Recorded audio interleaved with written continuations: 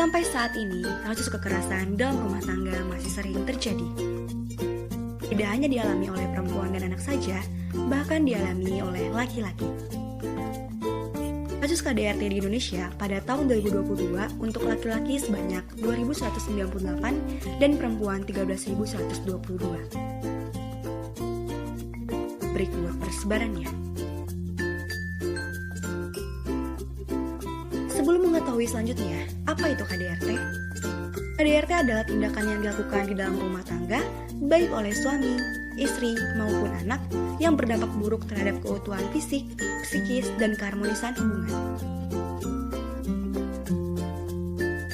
Dasar hukum yang mengatur kekerasan dalam rumah tangga yaitu Pasal 1 Undang-Undang Nomor 23 Tahun 2004 tentang penghapusan kekerasan rumah tangga atau UU PKDRT Nomor 23 Tahun 2004. Lingkup tindakan KDRT adalah perbuatan terhadap seseorang, terutama perempuan, yang berakibat timbulnya kesengsaraan atau penderitaan secara fisik, seksual, psikologis, dan atau penelantaran rumah tangga, termasuk ancaman untuk melakukan perbuatan, pemaksaan, atau perampasan kemerdekaan secara melawan hukum dalam lingkup rumah tangga.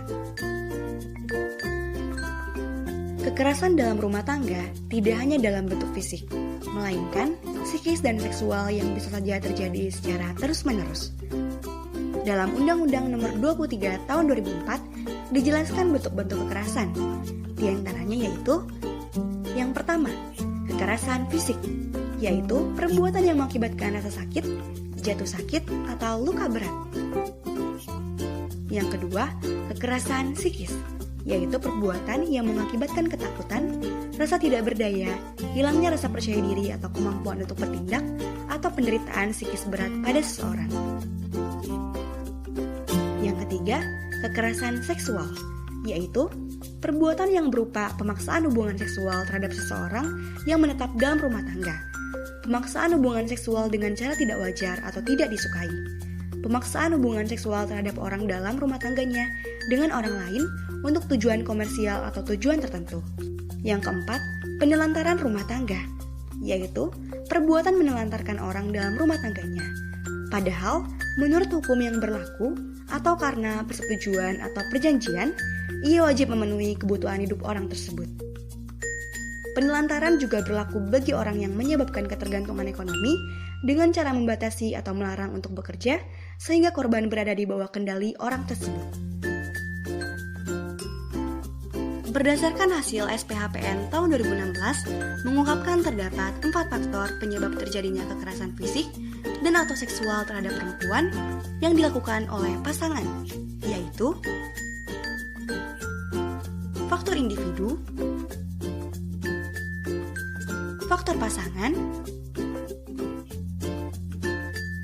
faktor sosial budaya, dan faktor ekonomi.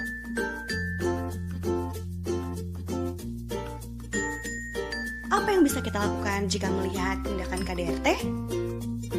Sebisa mungkin, segera cegah berlangsungnya tindakan KDRT dan berikan perlindungan kepada korban.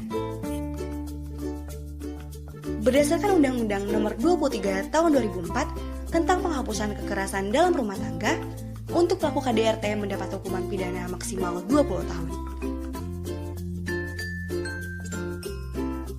Bahkan, selain sanksi pidana, UU KDRT juga mencantumkan pidana tambahan yang dapat dijatuhkan oleh hakim kepada pelaku KDRT berupa pembatasan gerak pelaku, baik yang bertujuan untuk menjauhkan pelaku dari korban dalam jarak dan waktu tertentu, maupun pembatasan hak-hak tertentu dari pelaku.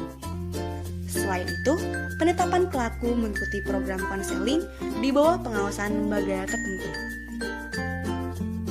Di luar sana, masih banyak korban KDRT yang tidak berani melapor sehingga pelakunya masih tenang dan bebas beraktivitas. KDRT bukan aib. Jika mengalami dan menyaksikan, segera laporkan ke pihak berwajib. Ayo, lindungi dan jaga rumah tangga baik oleh suami, istri, maupun anak dari bentuk-bentuk kekerasan dalam rumah tangga.